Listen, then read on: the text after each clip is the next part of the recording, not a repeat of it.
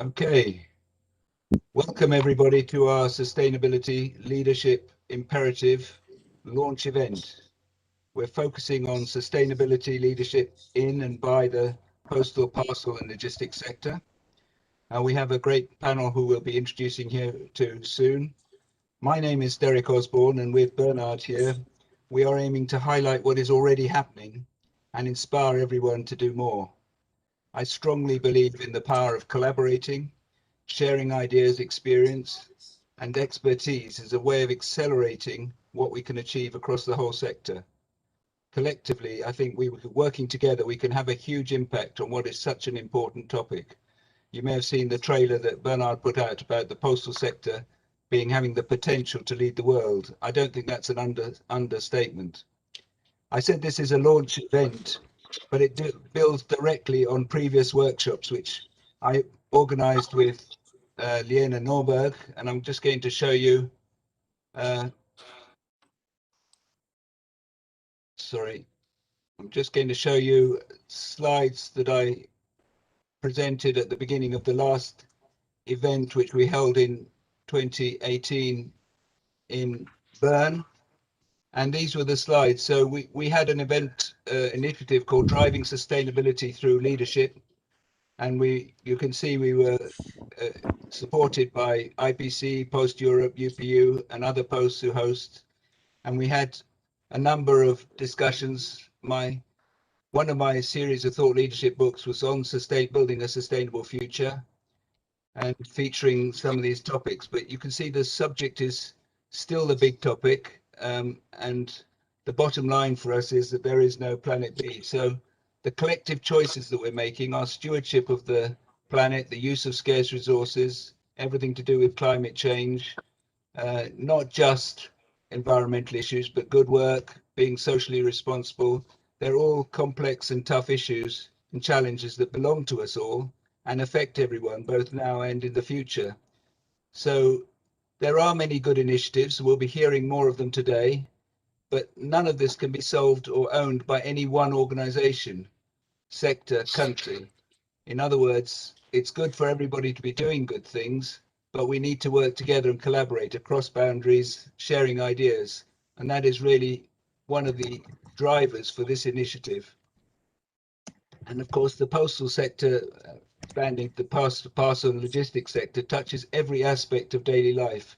We have every nation, every business, every household, every customer connects more or less daily basis with organizations represented here, providing universal services, including communities, and employing millions of people. So that vast footprint, if you like, we have on the world global economy is potentially a powerful agent of change. And so we have this global leadership role potentially. So this is why I was just wanting to just share that, because just to illustrate that we are continuing on what we started before. In 2016 in Paris, we were thinking about the success of the Paris Climate Agreement. We know that hasn't always been a steady progress since then, but of course we're working towards COP26 in November in Glasgow. And now, thankfully, as I say, sustainability has a higher profile in our sector, and then many organizations are finding that they're making commitments and targets, which is of course excellent, and that's translating into a new way of doing business. But as yet, there is not yet a sector-wide roadmap. Other sectors have sector-wide roadmaps. We have not yet got one. Maybe that's a possibility for us. But in the meantime, I'm going to hand over to Bernhard now to take you through how the program's going to run, some results of the survey, and then the first panel. So over to you, Bernhard. Thank you very much, Derek, for these opening remarks. Welcome to everybody also from my side. As Derek just mentioned, there are some survey results, and I want to thank everybody who completed them for us. I will quickly share my screen here so that you can also see the results.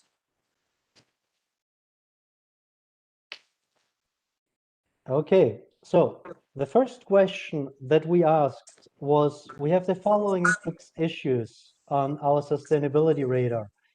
Please select the 3 issues you consider most important to the future of the planet. And this is the outcome of this first question. We received 32 answers, and everybody who replied to the survey also answered this question. And you can see that carbon neutrality and net zero comes out first, which is, I think, not very surprising. We have them very strong behind carbon neutral. We have circular economy and city logistics. But keep in mind that circular economy and packaging at the top of this chart here are very much linked together. So I think circular economy packaging makes a very strong point as well for future activities, if you want.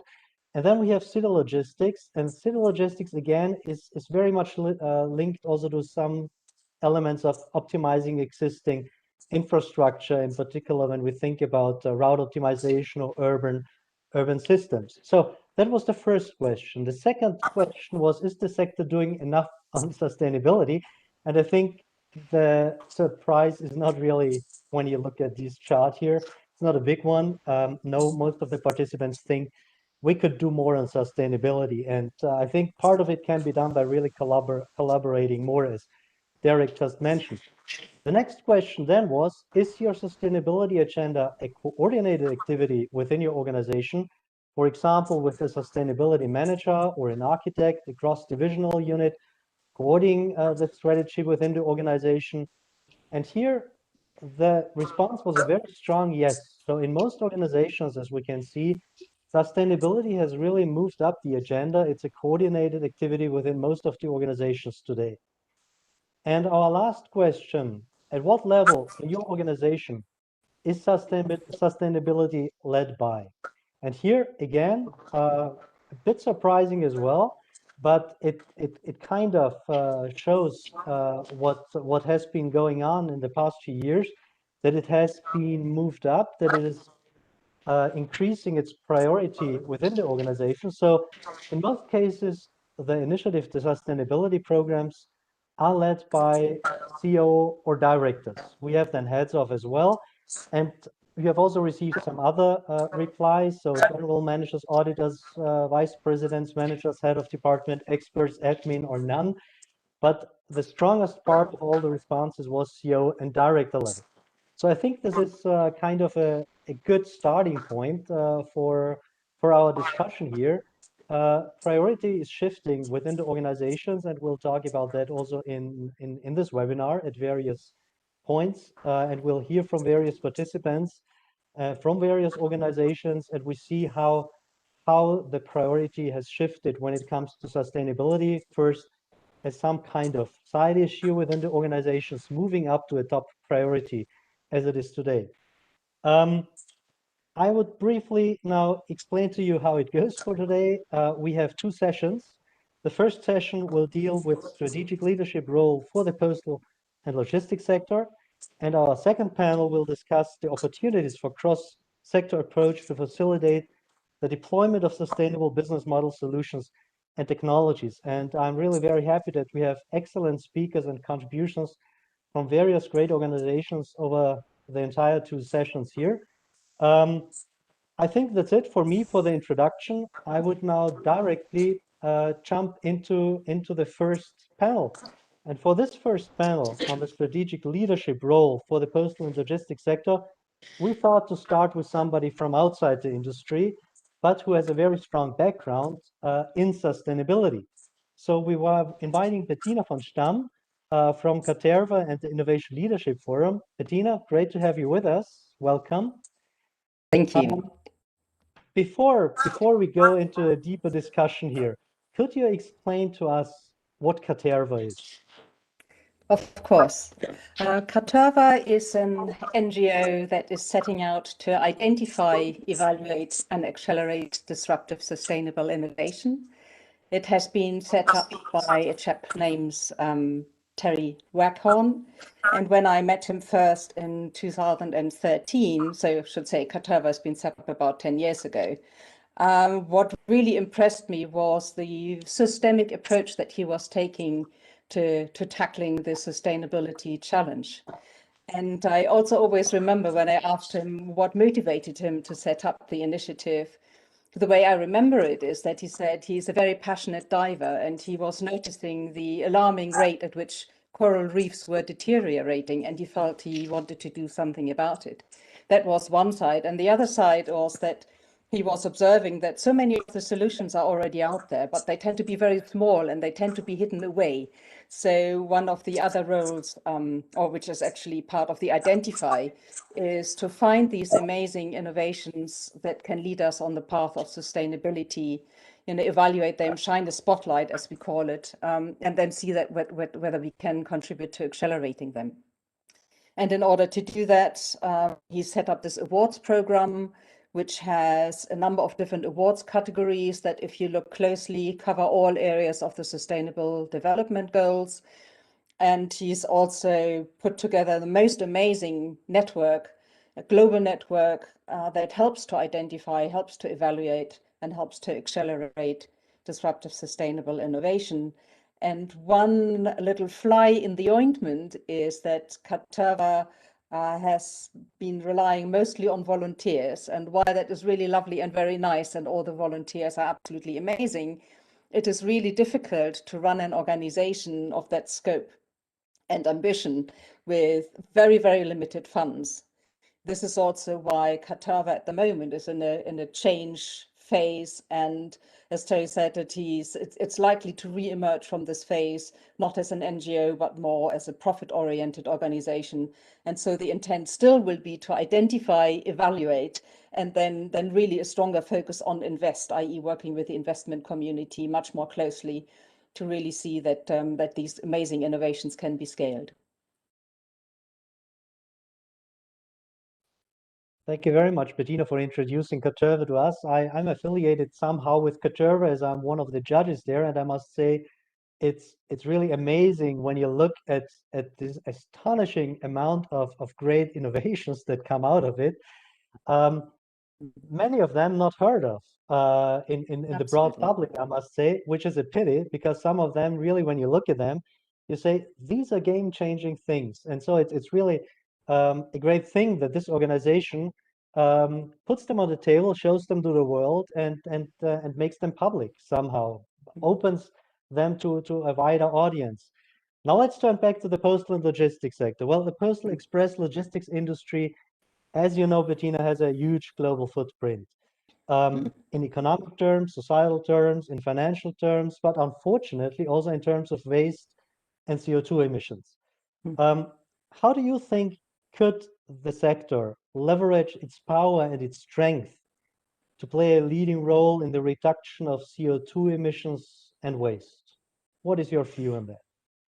Well, I think, in a way, Derek has already said it, collaboration. I mean, collaboration is really, really the key to, to solving any of the sustainability problems that we are facing.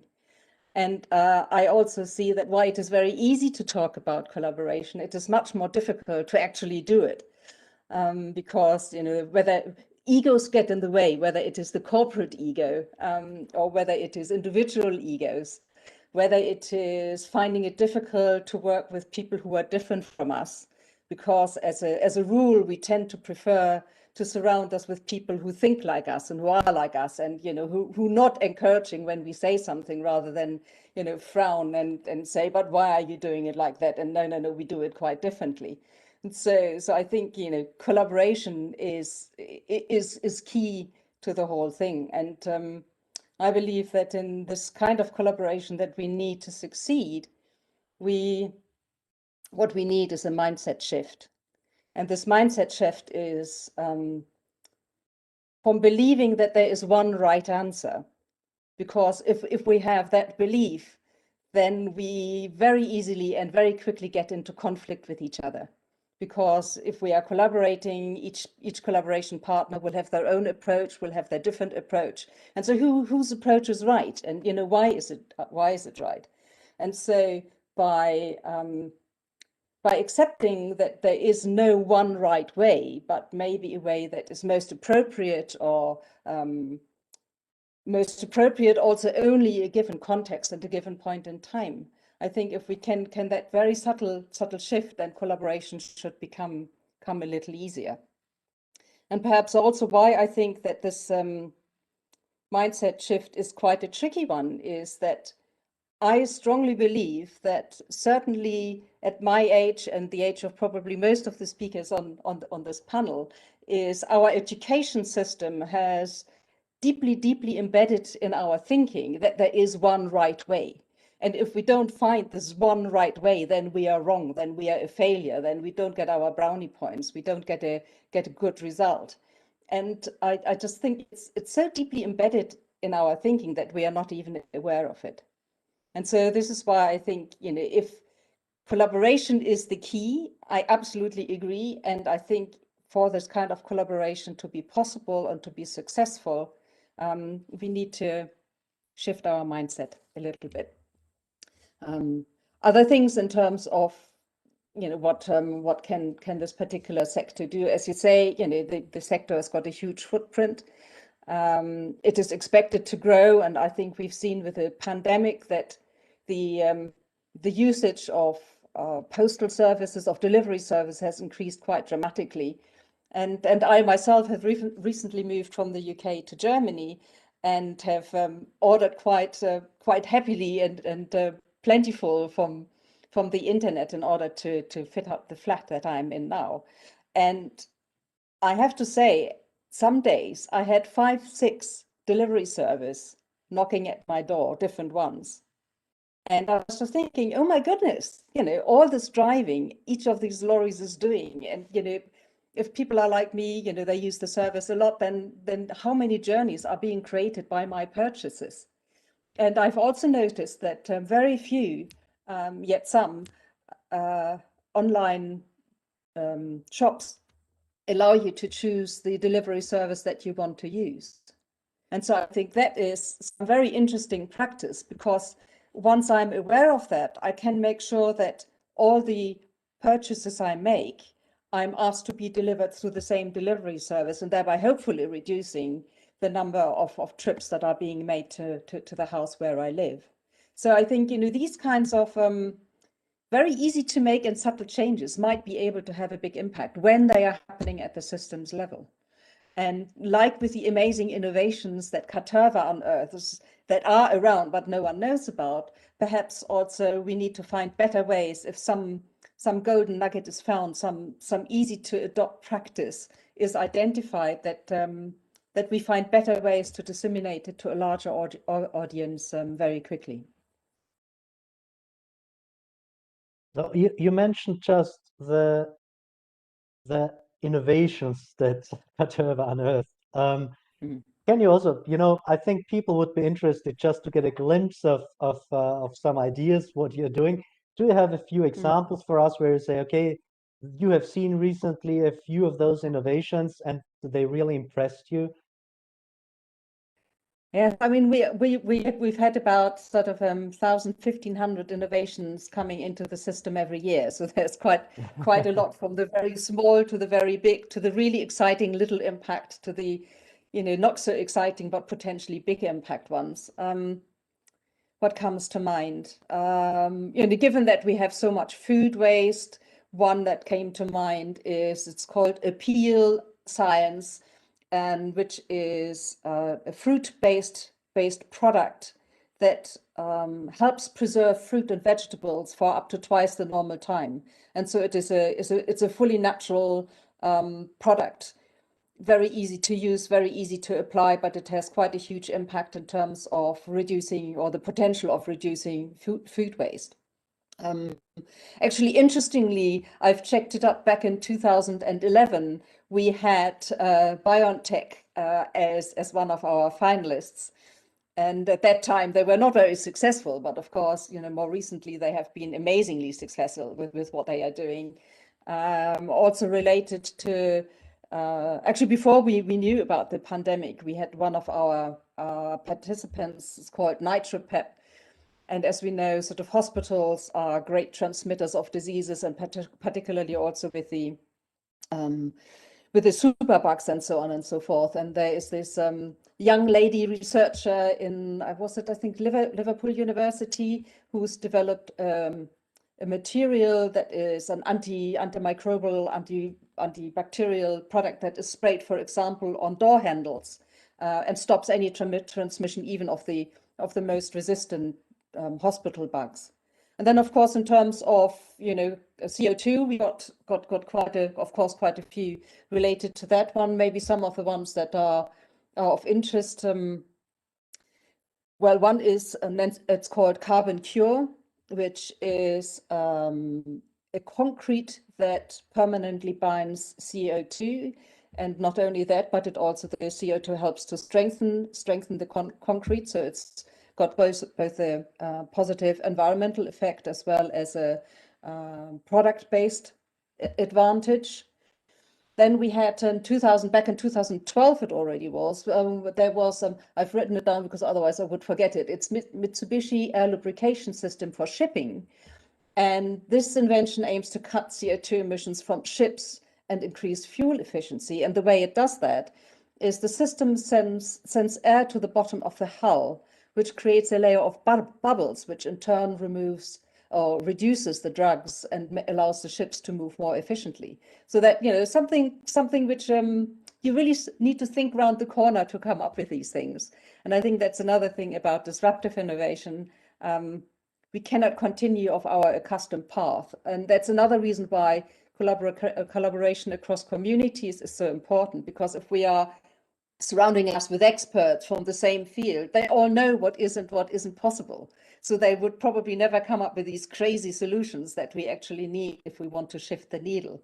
And a final one is also, similar to the Carbon Cure one, it's a product here, a company here based in Germany, which is called Made of Air, and it is a carbon negative thermoplastic that can replace traditional materials in the built environment. So, there are truly amazing things out there. We just need to figure out ways to bring them to everyone's attention and accelerating them faster. Thank you very much, Bettina, for sharing with us those innovations. I think, of course, not all those innovations can somehow find their place in the wider postal parcel and logistics industry, but most of them somehow can. I mean, when you think about construction, a lot is warehouses and other facilities that Postal Express logistics companies build. You are talking about ships, so there are so many links there, and you say it's those small things you don't immediately think about, but the way you do things can change a lot. Well, thank you very much, Bettina, for the time. I would now like to welcome our second speaker of this panel.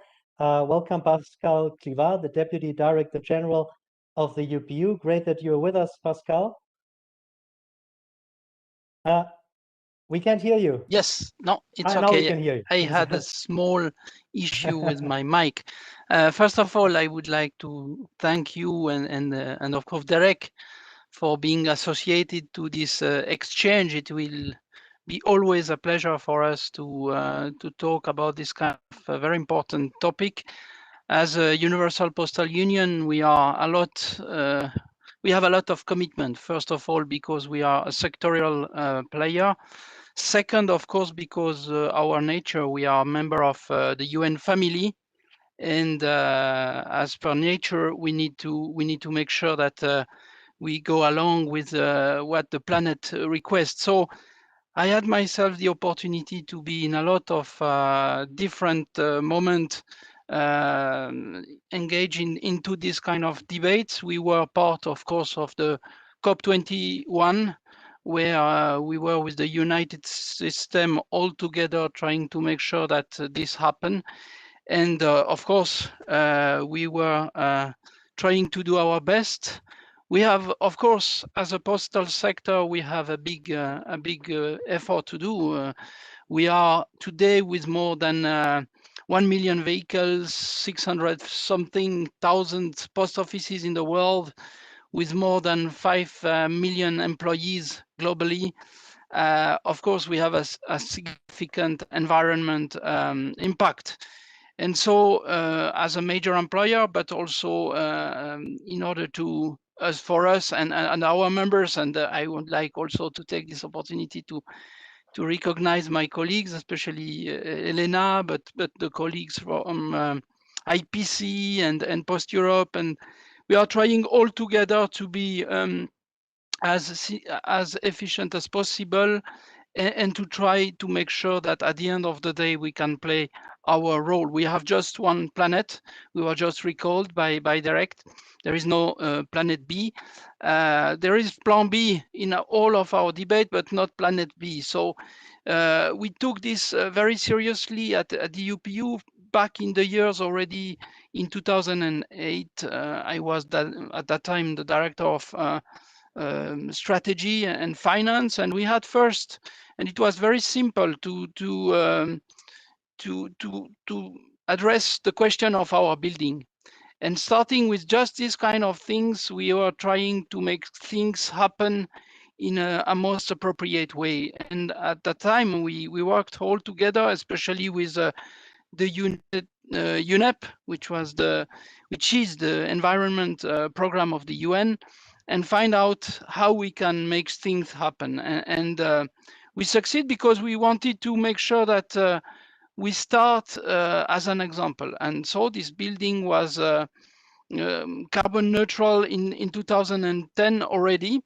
And now we are trying to bring all these environment issues, of course, together with our colleagues and friends from not only designated operators, but also the regulators and government authorities. So we are committed, of course, on environmental, economic, and social sustainability. For the environment pillar, our main focus is, of course, to reduce the greenhouse emission. As far as for the economic pillar, we want to promote, of course, the use of Postal for economic development, to support the e-commerce and financial services. We are also working hard on the financial inclusion. And for the social pillar, we are, of course, bringing social services now, and the pandemic offers us this opportunity, and especially during a disaster situation. What we want to, of course, today we are more concentrate on the environment sustainable example. And here, what we do at the UPU is first, of course, to promote a hierarchy of actions by posts. And of course, we want to audit first. So we have developed years back, it was already in 2017, a calculator for the greenhouse emission. We want, of course, to reduce the energy use. I spoke about our building, but we are trying to do in a lot of our project things in a way to help our posts and designated operators to do better. To use also renewable to meet the energy remaining needs, and offset any emissions that remains.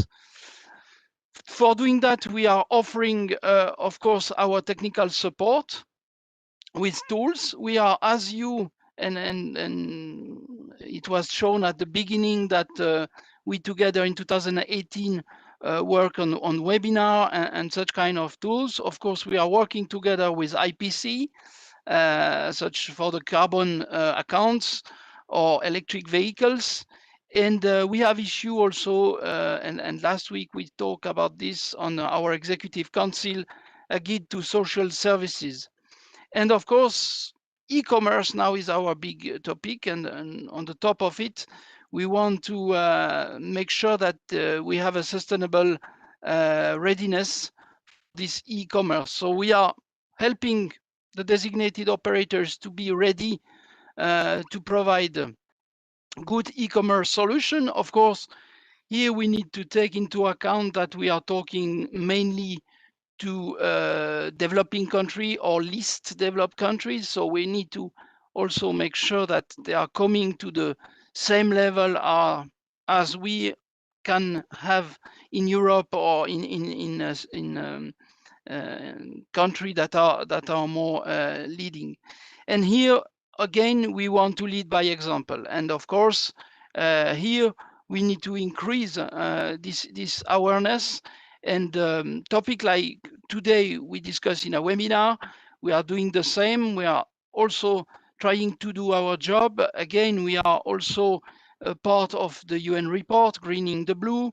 And we want to make sure that at the end of the day, everybody is aware of the fact that even if we are a strong maybe leader in one area, there is a need to work all together and to make sure that at the end of the day, everybody is doing his part on the global world. So, of course, all the sustainable development goals are part of our daily business, not only at the general management, but at the management level, the program level in the UPU, and we work in order to make sure that everybody is doing what he should do in our period of time. We have now also signed some agreement with the Maritime Organization, with the Meteorologic Organization. All together, we are also trying to do things. In a lot of cases, we are using not only airplanes, we are using also ships and all these kind of tools that we need to move goods around the planet. We are working also with the railways today to integrate all this, all what we are discussing today, including the measurement of our impact. Great, thank you very much, Pascal, for giving us this overview of the important work that the UPU is doing in that area, and we'll come back to some of those points later on. Now, let me introduce the third speaker that we have here on our panel. It's Stamm. He's the CCO and CFO of the International Post Corporation in Brussels. Hello, Stamm. Great to have you with us.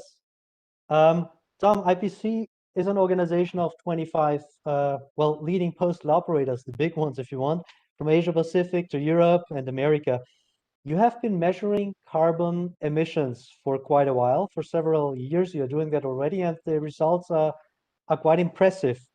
Can you explain to us what IPC is doing as a next step to measuring the carbon emissions, and also what the big challenges in this context are?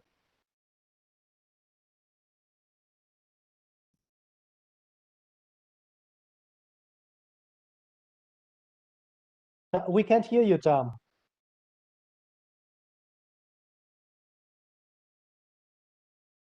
Tom, we can't hear you.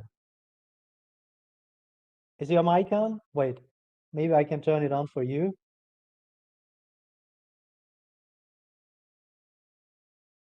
Can you speak now, Tom? I can hear you. Now we can hear you because I turned your mic on again. It was turned off. Okay. So Thank you. Can you see the screen? Yes, we can. Okay, very good. Let me go straight into it. Yes, I do want to talk about what IPC has done. I think to really pick up already on what I've heard some of my colleagues already speak about, it's about collaboration. Yes, we do work well with the UPU on this issue of sustainability with Post Europe and others, as well as our own members. To give you a bit of the history, effort at IPC began back in 2008, and the focus then was on carbon emissions. And the performance was quite good. Through the years that grew, and there was a collaborative effort with the UPU to work together on that to be accurate about the carbon emissions. The reality is we've worked with our members. We share best practices. We understand what can be achieved. Today on these panels, we have two of our participating posts in Deutsche Post DHL and Correos, who both have been very active participants with us and achieving great things. But we're in the midst of a transition right now. We are going from our previous system, which we call the environmental measurement and monitoring system, that was very much focused on the reduction of carbon emissions. And now we're going to a much broader look. And the new system that we've just implemented is Sustainability Measurement and Management System. And the next slide speaks to that more directly. The reality is we did use the United Nations Sustainability Development Goals as our basis of forming this. We looked at the various SDG targets that were being considered. We tried to pace them and match them with what the postal sector needs to do. And as a collaborative effort among our participating posts, we then looked at which are the appropriate ones to bring into a measurement system that we now call the SMMS focus areas. And you can see that list to the right. We are still very much concerned about carbon reduction, the impact on climate change, but you can see we've done a broader issue sweep to issues around health and safety, learning and development. So it's a much broader range of topics that we're focused upon. And that's what we're going to be working towards for the next several years. And let me just give a quick summary here. What we did achieve was a significant reduction, nearly 1/3, 31% from 2008 to 2019. We actually were able to achieve reductions a year ahead of time. It was actually a 2020 target. And that was scope 1 and scope 2 emissions. We have gone forward and worked with Post about bringing in alternative fleets. And today we have 22% of the fleet is a form of an alternative fuel vehicle, and a full 15% of that is electric vehicles. The other one I think is quite noteworthy is nearly 1/3, 31% of the electricity used by the various facilities among our member posts come from renewable sources. So we've achieved quite a bit as a group. Again, collaborative effort, understanding, working with each other to understand what works, what doesn't work. It is important to talk to a colleague and understand when they tried to implement something, the good and the bad of it. And I must say, as someone who participated in those meetings for many years, it was a very open discussion and very helpful. As we go forward, here's what we're trying to do. We have 2025 targets. And I think that's important. We do have visionary targets of where we want to be in 2050, but we also need to keep short-term targets in place. I tend to be very pragmatic. Let's get certain things done now.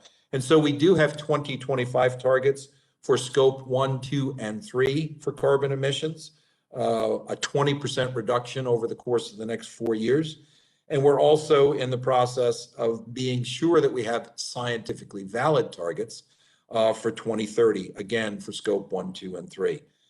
We want to add to that alternative vehicle fleet. We're looking for at least 50% of the fleet will be alternative vehicles and a full 25% electric.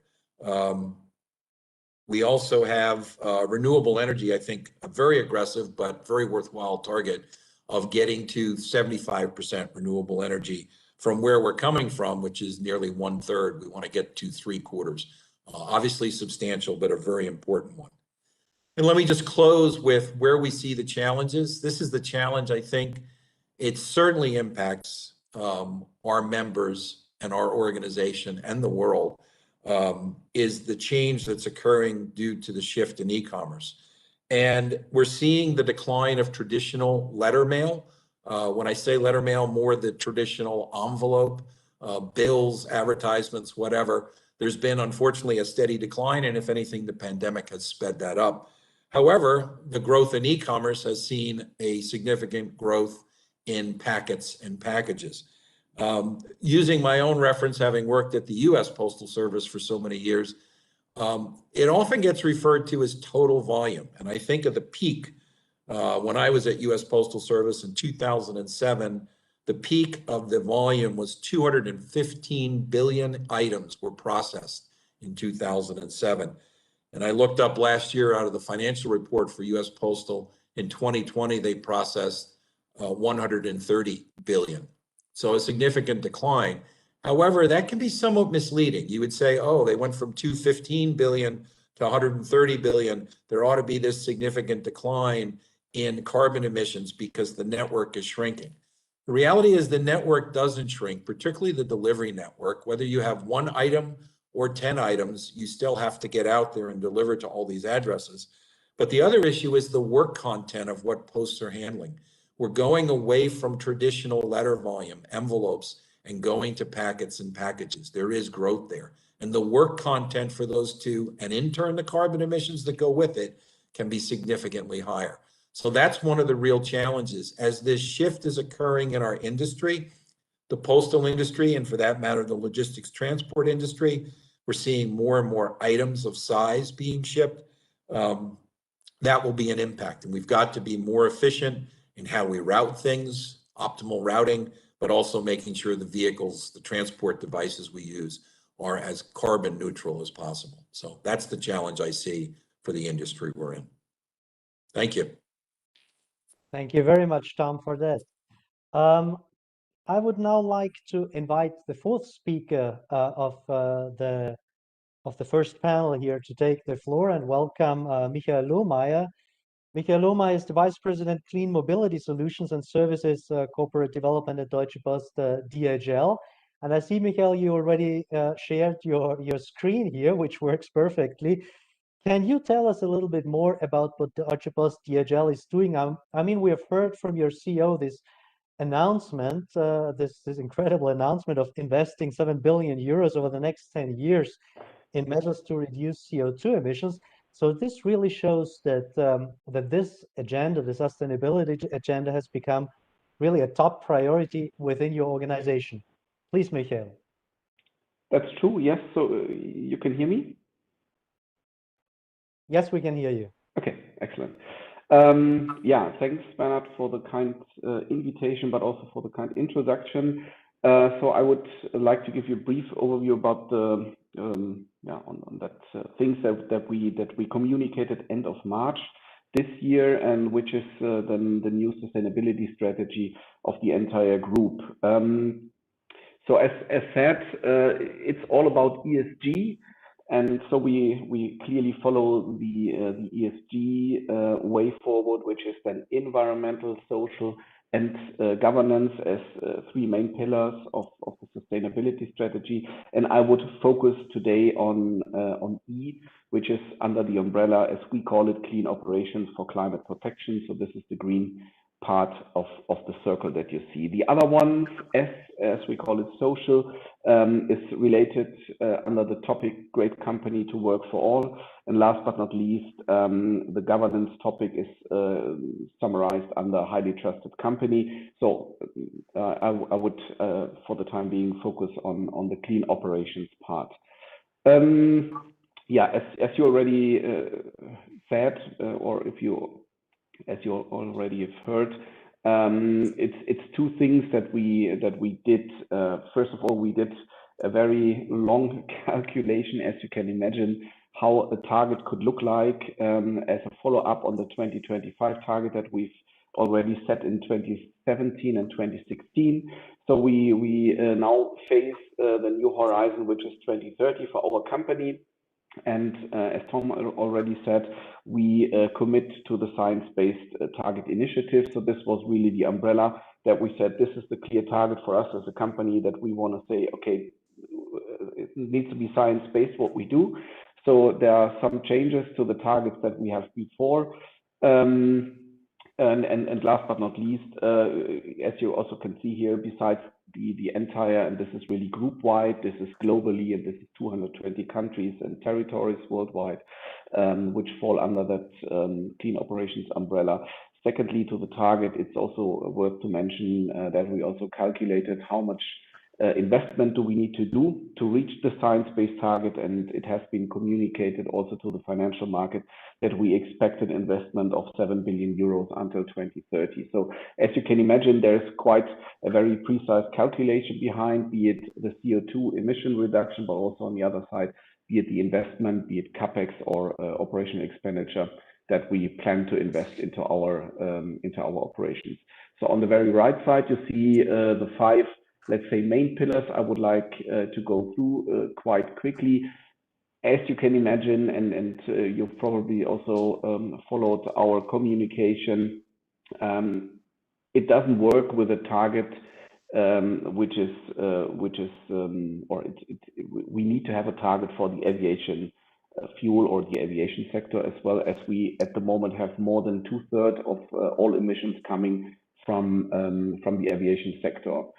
So there, at the moment, it's a clear target for us to reach more than 30% sustainable aviation fuel and blending up until 2030, which is at the moment, and we are right in 2021, not yet clear how this will look like. But as you see, we are, let's say, strong enough to, at least in the discussion, to set a target until 2030 and to strive for sustainable aviation fuel, where we see ourselves as part of the market to develop that quantity and to ask for that quantity in the market. Secondly, which is then a minor thing when we talk about CO2 emissions, because it's below 0.01% at the moment, it's the electrification of our last mile fleet. Nevertheless, it's a huge and important target, as I've also heard before, and you're fully right. I mean, it's all about last mile, it's about city logistics, and there we do not talk about the quantity of CO2 emissions, but we more talk about the clean air and all these kind of things that electric vehicles are delivering. So you probably know we currently have more than 15,000 electric vehicles already running.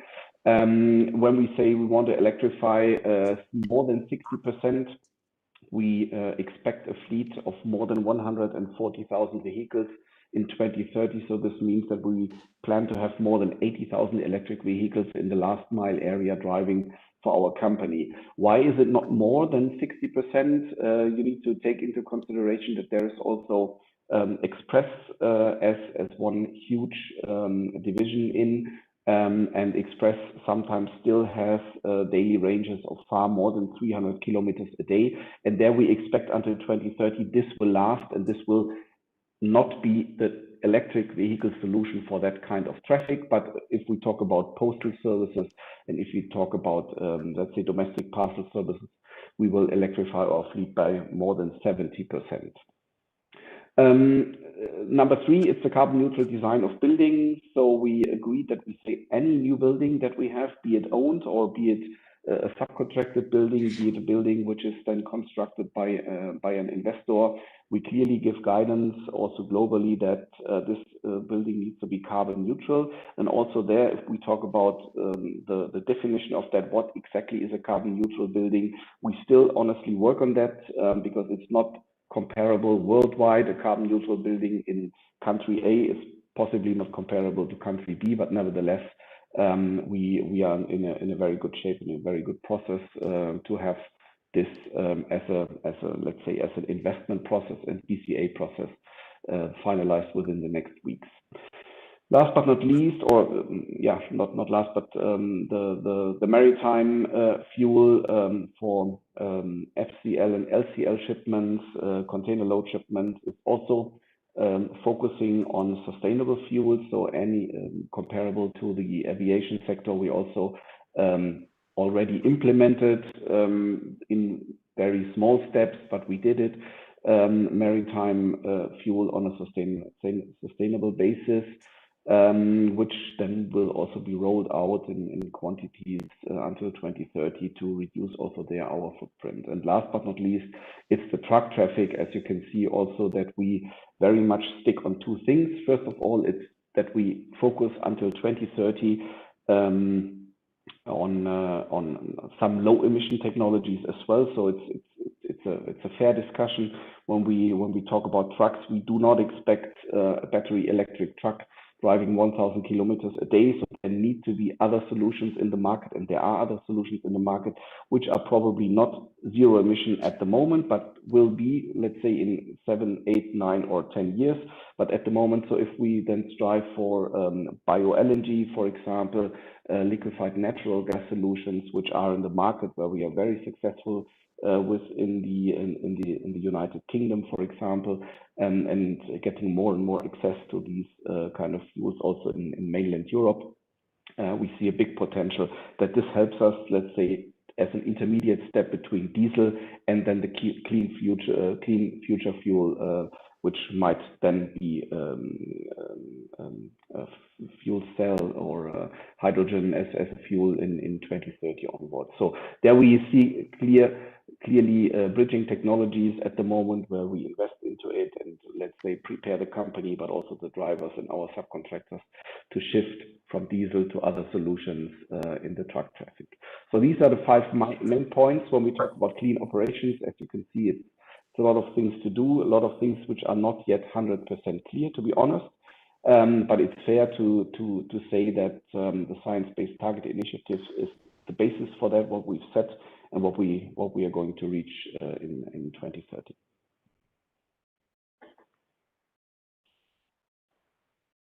Okay, thank you very much, Michael. I think we had very interesting insights now into different kinds of activities and initiatives that are all now have really a huge potential to make a change.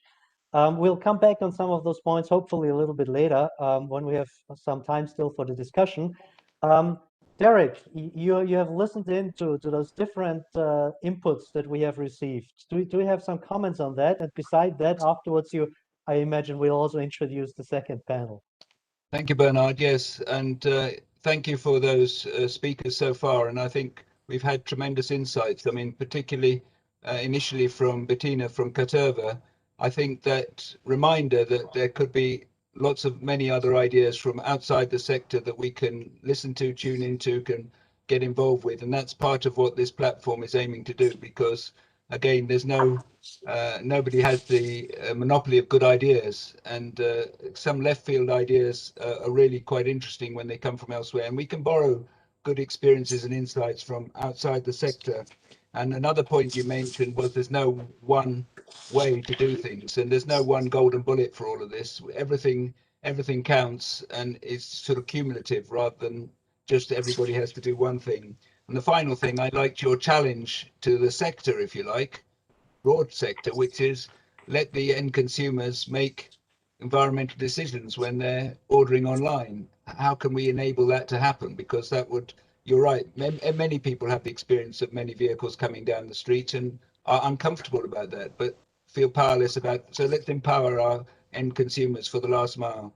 And the other point, just, I'm not going to go over everything, but it was nice to hear the other 3 organizations, and between UPU, IPC and DPDHL, you have really acknowledged leadership across the whole sector, and they are all doing such strong things that if they lead by example, I'm sure that is a really strong example for the sector as a whole. But I'm conscious I've got 4 other speakers, so let's move straight on.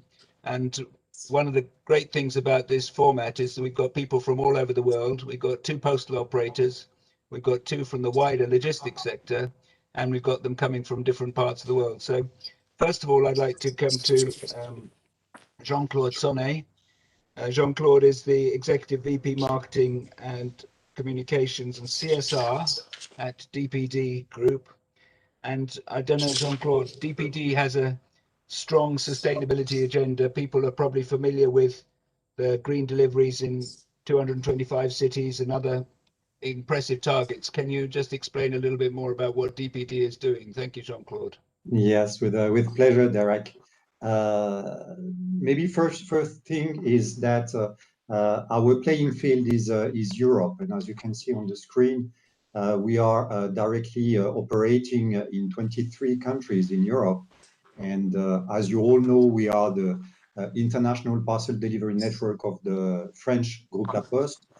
And that's actually our playing field. Back in 2012, we have decided to initiate an ambitious program that is aiming at being fully carbon neutral for every shipment we move, and at no extra cost for our customers. And that was the beginning of our journey in 2012. So we've started this ambitious program by, of course, monitoring our carbon emissions, reducing them, and offsetting the remaining emissions, so that we can now be fully carbon neutral at no extra cost for our customers. But of course, offsetting is not enough. our main focus is about the reduction of our CO2 emission. So we have initiated many programs within our organization, shifting from all diesel vehicles to EV or to alternative vehicles, of course. Moving also from electricity in our building into green electricity, with a target to get to 80% of the total energy coming from green sources by 2025. But also, that's something which is important to stress on, is also to adapt our own organization and adapt our own process, optimize our own process to make our business more efficient in terms of carbon emission. So that was the global plan, and we have been pretty successful in this area, because in 2020 we have already reduced our CO2 emissions by 20% against 2013, and the objective is to reach 30% by 2025. And that's why we have decided really to accelerate the pace in terms of reduction. And we have announced end of last year a very, let's say, ambitious program. As you can see on the screen, it's really focusing on the last mile operations, reducing dramatically our environmental footprint in the 225 largest European cities. Why we've decided to do so is because we know that the last mile operations in the cities, in the city centers, is really a key point in a sustainable delivery. So that's why we decided really to focus our investment, our organization, into this green delivery, I would say, in these cities. So the objective by 2025 is to deliver with low or zero emission vehicles these 225 European cities. That will represent more than 80 million Europeans, so almost 20% of the total European population, that will be delivered via green means. So that's really a strong focus, a strong commitment we have initiated since last year, and we will dedicate also strong investment to achieve this objective. We will dedicate around 200 million euro over the 4 years to come, so that we can achieve this objective. So that's the focus I wanted to do today. As we said, we have long-term plans, but also short-term plans are really key if we want to move forward and to be very efficient and deliver over the time to optimize our footprint and to contribute to this big challenge we all face, the environmental challenge. Thank you very much, Jean-Claude. And when you look at urban logistics and city logistics, of course, there are many other environmental issues, congestion, air quality, and so many other things to address. So a very important area, and DPD is clearly doing a lot of useful work there. So thank you very much. And I think we'll now move on to our second. We'll head out to the morning in Canada. Maybe if you could don't share your screen, that would be great. And I'd like to introduce our next speaker, who is Dillery Fernando. And Dillery is the General Manager of Corporate Sustainability and Regulatory Affairs at Canada Post. And so we go over to Canada. And Dillery, perhaps you can explain a little bit about Canada Post's sustainability strategy and your efforts there. So we can see your screen. So over to you.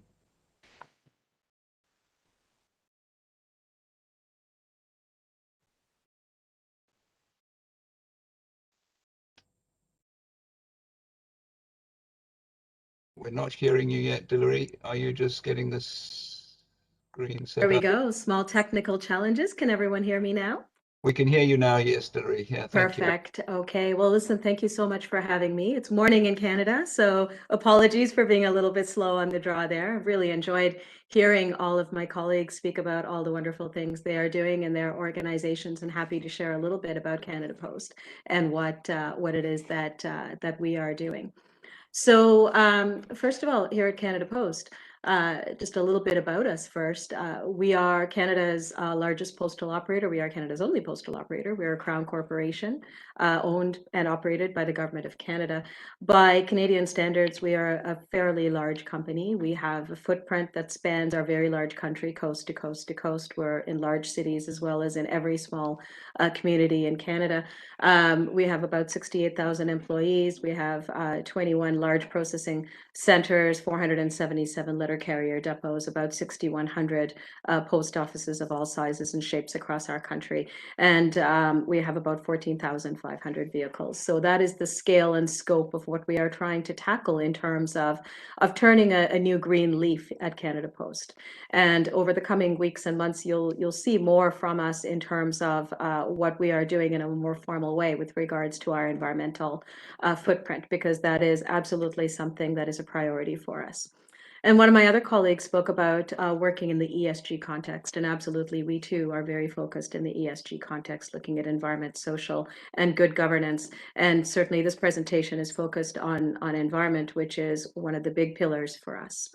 So at Canada Post, we not only deliver mail, we also are the biggest parcel delivery company in the country. And we are, with the pandemic particularly, we've noticed a huge uptick in the amount of parcels that are being delivered, e-commerce being delivered from door to door.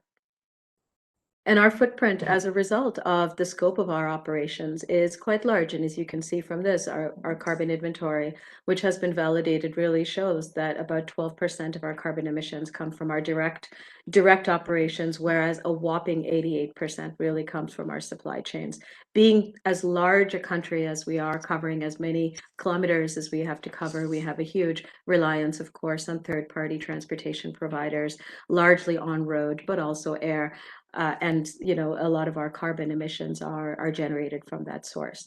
Having said that, we also have our own large operations, whether it be our buildings and sortation plants to our own fleet for last mile. So both of these areas, whether it be scope 1 or 2 or 3, are in our sights with reduction targets in each area. So it goes without saying, carbon is a huge focus for our company. We're in the process right now of establishing long-term carbon goals. The Government of Canada has come out very publicly to say that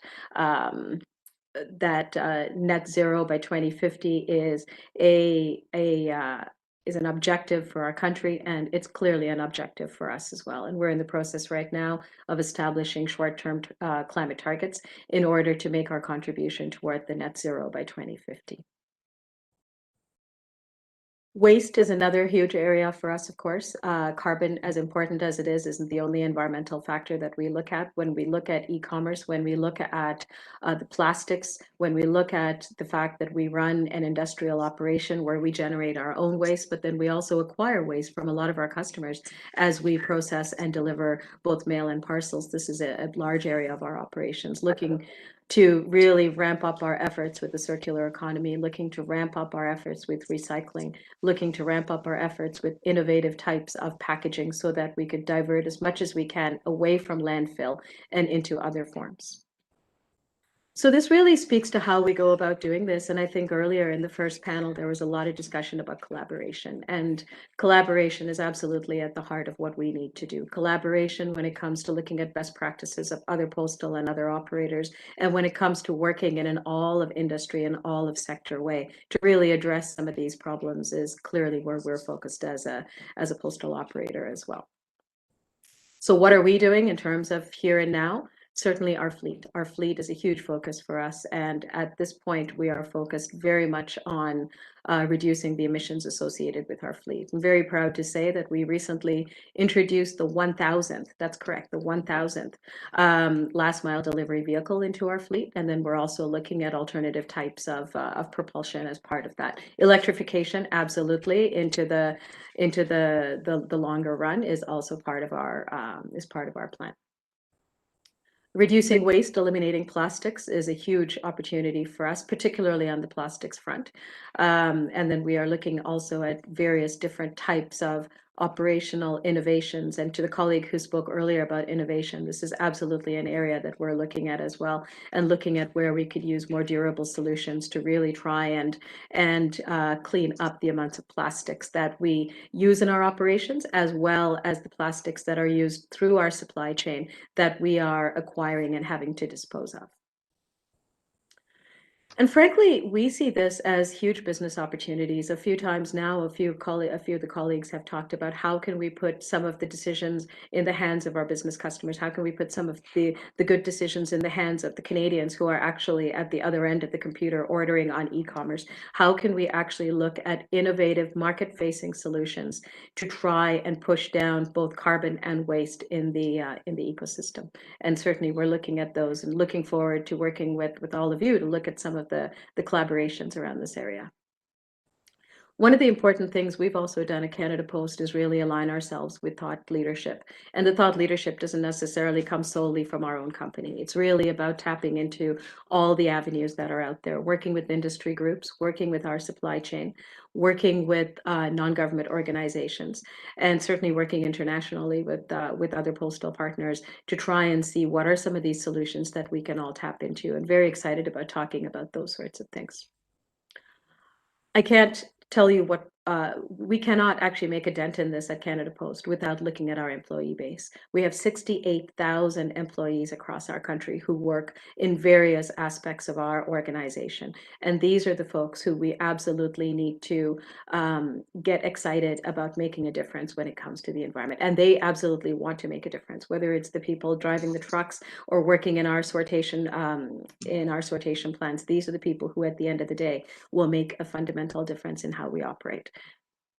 And lastly, we're a Crown Corporation. We live in a very large country where we have an obligation to serve every single community in our country. It's very, very daunting. And at the same time, we're very privileged to do so.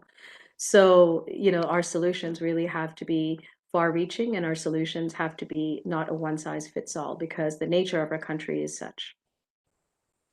I will just end by saying that I've spoken today about sustainability, but as we approach this with more of an ESG lens, we look at sustainability extremely broadly. Environment is a huge factor of sustainability, but it goes without saying that it goes hand in hand with other aspects of sustainability: social impact, good governance, building trust, employment, engagement of our staff, diversity, and the entire piece really for us fits in very nicely in terms of the narrative that we see for ourselves at Canada Post.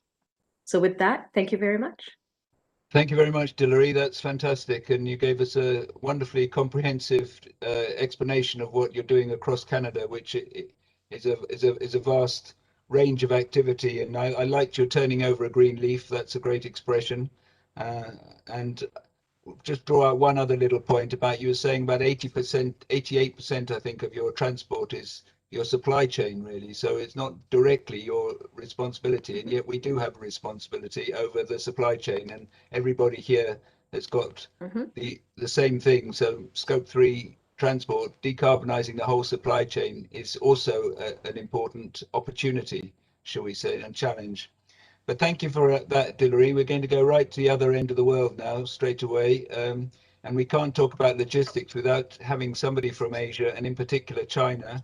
A few years ago, I was helping facilitate a workshop in Beijing for the State Post Bureau, and I was amazed to hear that in China there are 20,000 private postal courier express companies. That's companies, organizations, 20,000 companies, not just, you know, so every scale you think about in China is enormous. Today, we're very lucky to have Jackie Zhao. Jackie is the Overseas Business Senior Manager from UDA International Express, and they have a global, not just a Chinese footprint, but a global footprint. And so, Jackie, can I ask you to explain a little bit about what you do in terms of your responsibilities to the green agenda, if you like, globally? So over to you, Jackie. Perhaps you take the floor and show your slides. Okay, thank you very much. First, thank you very much. In China now, it's night, so thank you to everyone to listen to UDA's green carbon footsteps with low carbon. How UDA? UDA is one of the largest press in China. The Alibaba is our one of the shareholder, but in China we are big. But in the international, we are still younger. Like me, now I'm still young, but we should learn from you and other partners. So now I just use some minutes to explain how you did doing with low carbon. UDA is one of the largest e-presses, just like say, we establish a green e-press office, set up a green environment protection committee to control many of the province branches to control how we do the green program. That is the first part.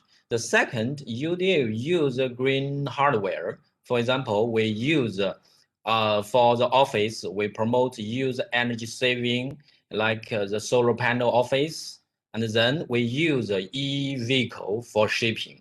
For the e-vehicle, at the last mile, we use e-mobile. E-mobile to go to the mountain, to go to the village, to go to everywhere. You use at the last mile, we use e-vehicle. Jackie, And would you like me to show your slides? Sorry, I just realized that I can share your slides if you like. Okay, let me try. Well, I can put them up. Here we are. Okay. Sorry, I didn't mean to. There we are. sorry about that. Okay, carry on. Okay, I just continue. UDA, as I said, UDA is one of the press for that. Then next, UDA is we have the green program. We set up the green office because we have thousands of the office in China and the province, even the country, even the village. So we use the Green Express office to control our so large because China's like so many offices. How we control that? Then next, thank you. UDA with we have the green hardware. We have the how to say the energy saving office using the solar channel, using the LED, the office to the green hardware. And the most important, we use the e-vehicle for our hardware. E-vehicle with the truck with the last mile. You can see the photo. That is the last last mile e-bicycle. To use this to go to the, at the last mile, like go to the village, go to the downtown, we use this to get the green saving. The next page. You know, in China, there's a booming the e-commerce like a Double 11. This is when the Double 11. The booming e-commerce will be with a so large packing. So we use a recycling packaging, like we use a green one, the recycling packaging to reuse, and we use these recycling bags to our how to say cities logistic. By the end of April 2020, UDA Press has set up thousands of press delivery recycling recycling center. So we use these solutions in China to do the recycling packaging to get the zero carbon. The next.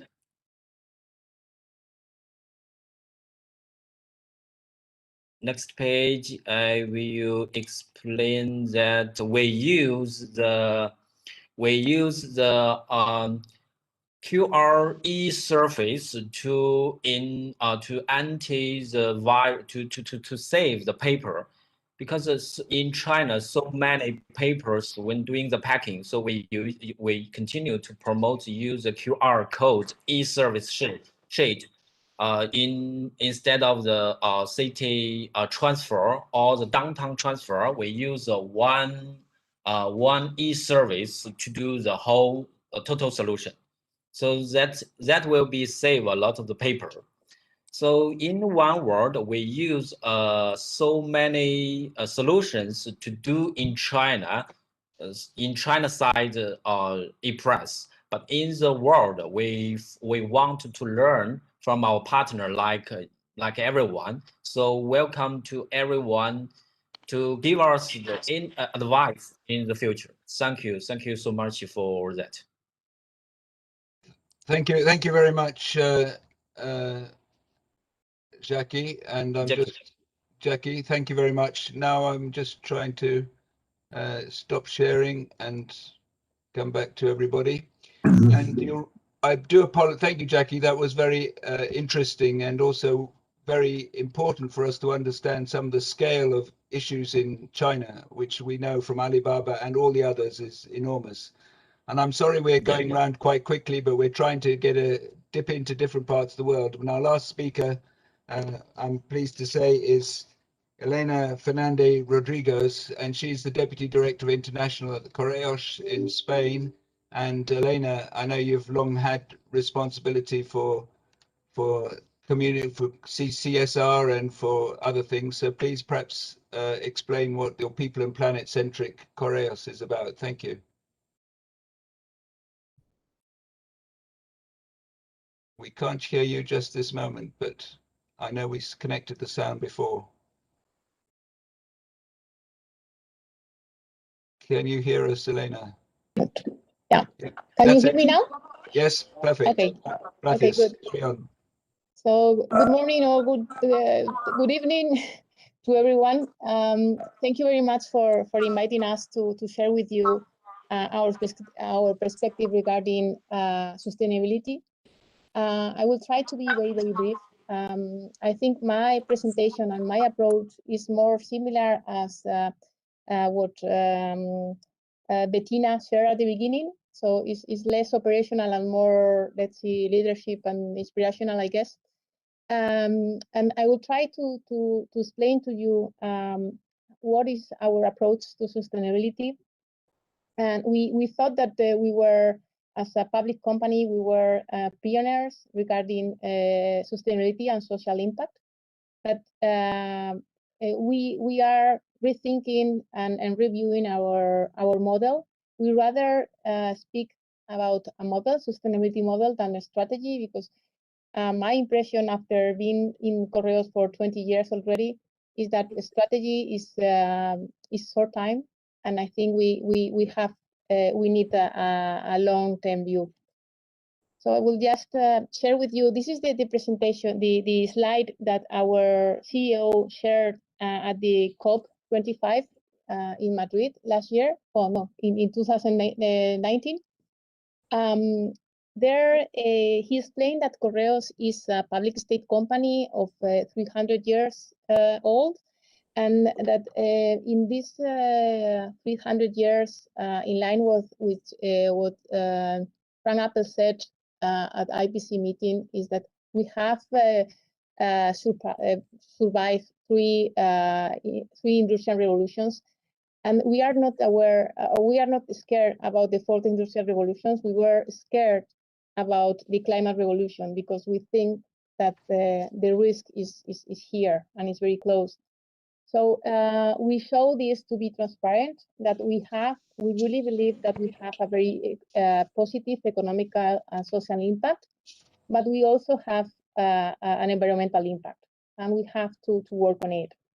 So we share that our compromises were to be CO2 neutral by 2030. We also wanted to be circular, zero waste by 2030 or before 2030. We wanted to rely on smart mobility, electric vehicles and electric mobility. And also we wanted to create local value. And then COVID came. And I think all we can agree that COVID stopped everything, and we realized that we are in the middle of a domino effect game, which if the environment fail, then the health, economic, social pieces follow. So but one positive thing I think about COVID is that I think everywhere a new activated all of level of society and companies and created a new collaborations ecosystem. In our case, we were able to introduce changes in our operations and in our company that otherwise would have take us 10 years, for example. And we also realized that, especially for the postal operators, that we are facing a lot of challenges. We realized that we are really an essential part in the world, and we were sure that the value chains did not break during the COVID crisis. So then we were rethinking our purpose.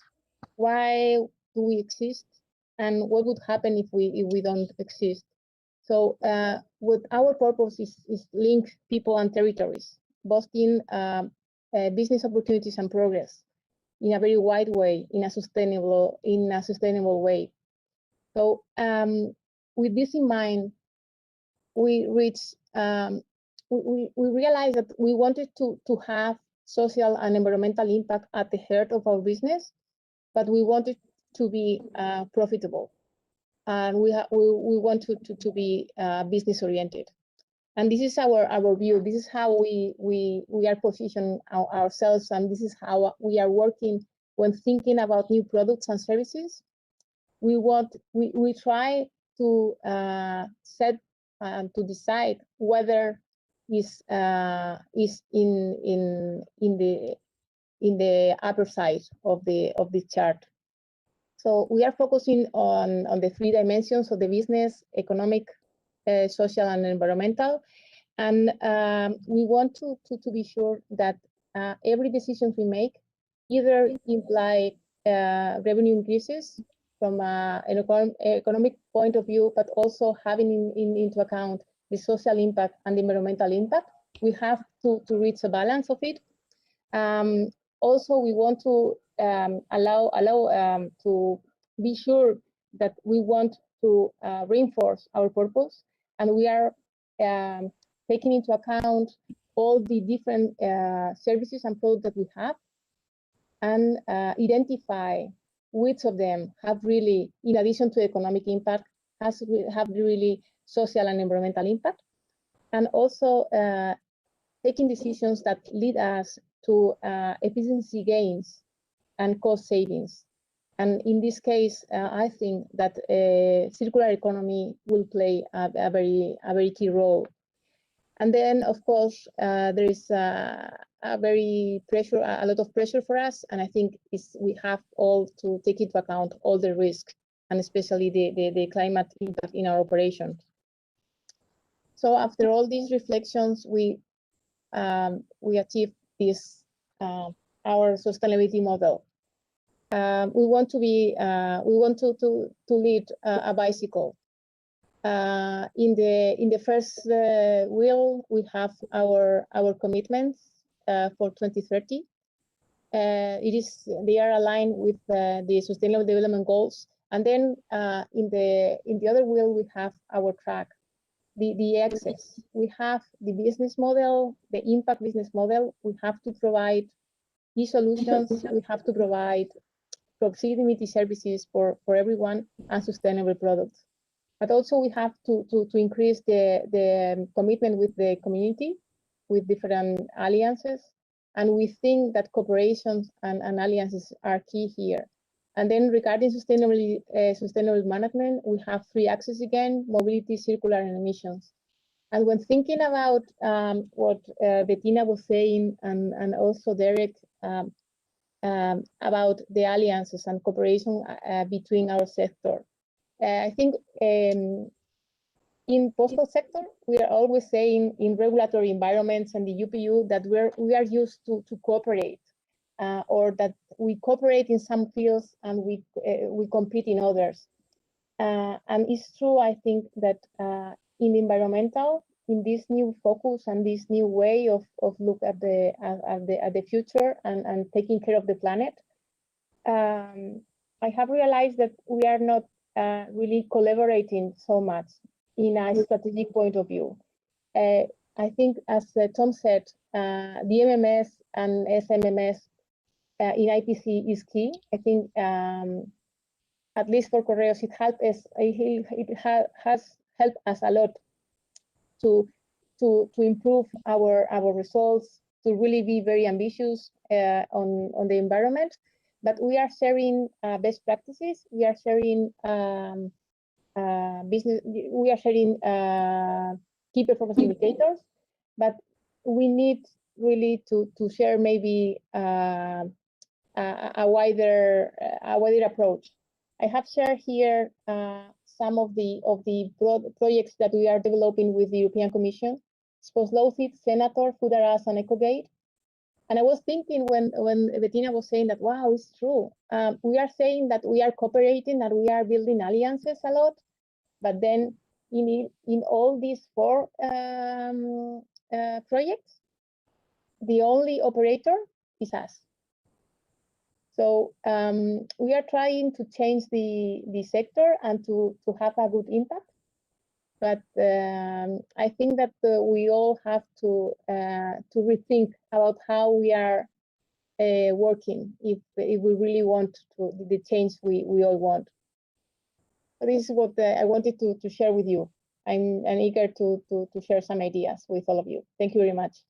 Gracias, Elena. Thank you very much for that. And I think it's highly appropriate that you took us back in a full circle, back to the sort of overview that we started with Bettina. So we've been on a journey around, and a couple of things struck me from what you said there. One was the parallel with COVID, and I don't know if you've heard Mark Carney, who was the Canadian former Bank of England, head of the Bank of England, who is now a chief economic advisor to the next COP26. But he basically said that one of the lessons we've learned from COVID is that we didn't plan and invest in advance, and it cost more in the end to sort things out, to get PPE and everything else.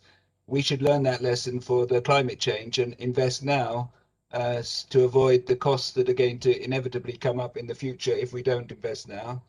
That was one point. And the other point, I like that bicycle picture, and I think should be seeing ourselves here in this platform that Bernhard and I've launched today, is to develop the bicycle frame, the cooperation, the alliances, and the shared value, so that we can help to bring together all these ideas. And it's still an important part. So thank you very much for that.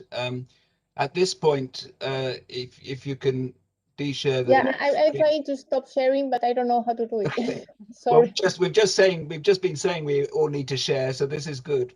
But in principle, Bernhard and I were saying that thank you very much for that, Elena.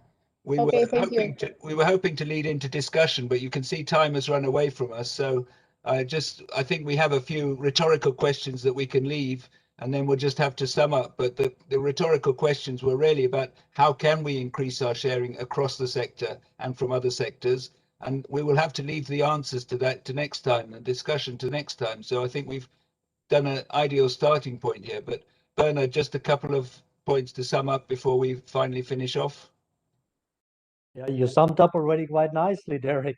It's true, there were quite a few points in both sessions today, but I think what is really important is that we have seen that there is a lot of cooperation potential still out there. And I mean, Elena, in the last presentations, you have shown a couple of these things where there are opportunities to work together much closer, in particular in this area. And the circle was nice to Bettina in the beginning, yes, because there are so many things out there that we are not aware of simply, whether it's new innovations, technologies, whatever it is. And everybody knows something and everybody is doing something, but do we really know all the results? We have heard from DPD what they are doing. We have heard from Deutsche Post DHL what they are doing, from UDA Logistics, from Canada Post, from Elena from Korea, we have heard from the UPU and the IPC, and so many things are going on. But somehow I have the feeling it needs to be brought together somehow from different angles, technology, initiatives, results that are happening, best practice, and so on and so forth. So we cannot do enough, I think. That's the point. Things are happening already when it comes to cooperation, but we cannot do enough, and there is a potential to do more. So thank you very much to all the speakers here as well from my side. It was really, it was amazing to hear all these different stories and to get all these different insights from you. Time is running out, and there are some final points that we would like to make. One is a point that I mentioned already in the beginning. We will upload the recorded video on YouTube. You will all get the information once it's done, but by tomorrow everything should be in place. So everybody, whether you have spoken here at this event or whether you have listened in via the YouTube live stream, you can watch it or you can re-watch it very soon. And there you will also find then, of course, all the presentations that have been shared. We'll also send out another short survey after this event, and please, everybody, take 1 or 2 minutes just to respond to it. We want to dig deeper, of course. This is just the beginning. We want to dig deeper and say, okay, what can be the next steps, in which areas, for example, but several other questions as well. But we'll try to keep them as short as the first survey. 1 or 2 minutes should be enough to get, again, some kind of feedback from you. From my side, let's again thank you, everybody, for participating. And the final word is to Derek. Please, Derek, you have more things to say about what's coming next. Thank you, Bernhard. Hopefully we will organize another platform like this, either in June or in September, another virtual platform, but that's not the only thing we might do. We're quite happy to support other initiatives triggered by the discussions today. So please feed us your ideas. So we will have at least another virtual event, and we'll talk on one of the topics maybe a little bit more deeply and have more discussion, which we're happy to do. We will then have the Post Expo, Parcel and Post Expo will take place, still planned to take place in Vienna in October. Of course, it could be a hybrid event, it will probably be, but a big event nonetheless. We will have sustainability throughout that event, but in particular, one specific session where we'll focus on the sector approach, looking forward to the COP26 in Glasgow. And any other feedback you've got and any other suggestions, of course, we're happy to pick them up when we take this debate forward. But thank you very much again from my side for all your contributions as speakers, but also everybody who's been watching. This is far too important a debate for us to leave it here. We must carry on and do everything we can to work together. So we must do more. We said that in the survey at the beginning, but for the time being, we'll thank you and we'll see you next time. Thank you very much, everybody. Thank you very much. Thank you.